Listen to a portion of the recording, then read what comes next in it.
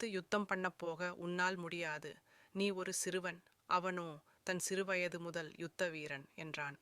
அதற்கு தாவீது, உம்முடைய அடியேன் தகப்பனுடைய ஆடுகளை மேய்க்கும்போது சிங்கமும் கரடியும் வந்து மந்தையில் ஒரு ஆட்டை பிடித்து கொண்டால், நான் அதை தொடர்ந்து போய் அதை அடித்து அதன் வாயிலிருந்து அதை விடுவிப்பேன்.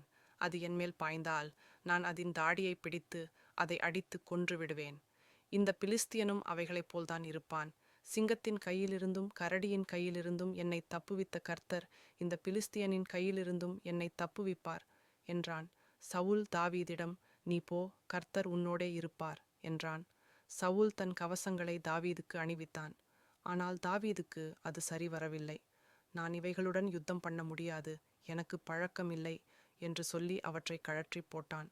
பிறகு தாவீது தன் கோலை எடுத்து ஆற்றுப்படுகையில் 5 கூழாங்கற்களை தேர்ந்து எடுத்து தன் ஆடுகளுக்கு வைத்திருந்த